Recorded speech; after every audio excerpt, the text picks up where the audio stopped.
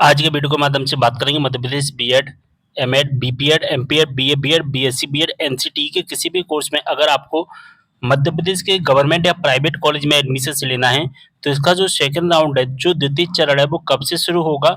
Second round के बारे में सारी इन्फॉर्मेशन आज के इस वीडियो के माध्यम से देखेंगे। तो वीडियो को शेयर कर देना है सभी के साथ में। तो जैसा कि आप सभी जानते हैं, मध्य प्रदेश के किसी भी गवर्नमेंट या प्राइवेट एडमिशन जो कि मध्य प्रदेश के किसी भी गवर्नमेंट या प्राइवेट कॉलेज में एडमिशन लेना है, तो ई प्रवेश के माध्यम से काउंसलिंग होती है और इस काउंसलिंग का फर्स्ट राउंड समाप्त कर दिया गया है पूरी तरह से।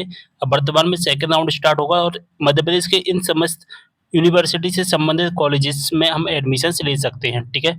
तो और यहाँ पर जैसा कि मैं आपको बता देना चाहता हूँ, इसका जो फर्स्ट राउंड है 16 जून को समाप्त कर दिया गया है, ठीक है? अब स्टूडेंट कमेंट कर रहे हैं कि सर इसका जो सेकंड राउंड है वो कब से स्टार्ट होगा, ठीक है? सेकंड राउंड का सबसे पहले हम टाइम टेबल देखेंगे। तो मैंने यहाँ पर सेकंड राउंड का टाइम टेबल दोस्तों डाउनलोड कर लिया है और यहाँ पर आप देख सकते हैं बीएड, एमएड, बीपीएड इन समस्त कोर्सेस यानी कि एनसीटी के समस्त कोर्सेस का जो सेकंड राउंड है दोस्तों, वो 18 जून को स्टार्ट हो जाएगा और 22 जून तक चलेगा।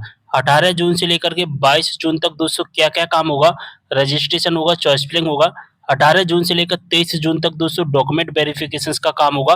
25 जून को रैंक मेरिट लिस्ट आएगी।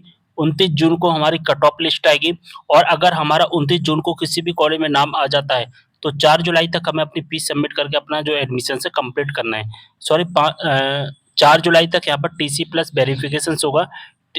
टीसी और माइग्रेशन का और 29 जून से 6 जुलाई तक फीस सबमिट होगी। अब मैं यहाँ पर पूरे टाइम टेबल को अच्छे से समझा देता हूँ।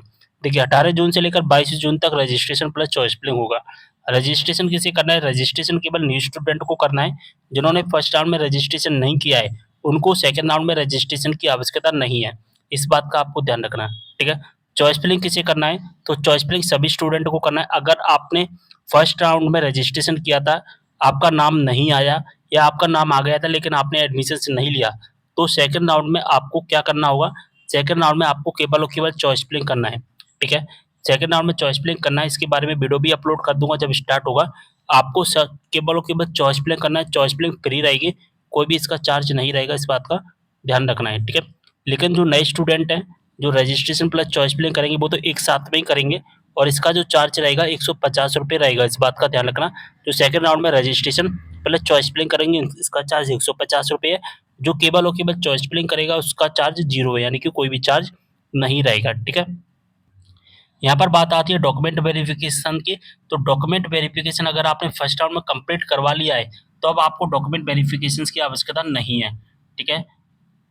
अगर आप सेकंड राउंड में पहली बार पार्टिसिपेट कर रहे हो, यानी कि सेकंड राउंड में पहली बार रजिस्ट्रेशन कर रहे हो, चॉइस फिलिंग दोनों चीज़ें अगर आप कर रहे हो, तो फिर आपका डॉक्यूमेंट वेरिफिकेशंस होता है, ठीक है? जैसे ही आप रजिस्ट्रेशन चॉइस फिलिंग कंप्लीट करते हैं, तो आपके सामने लास्ट में एक ऑप्शंस आता है और फॉर्म स्टेटस में क्या दिखाई देगा? Not verified.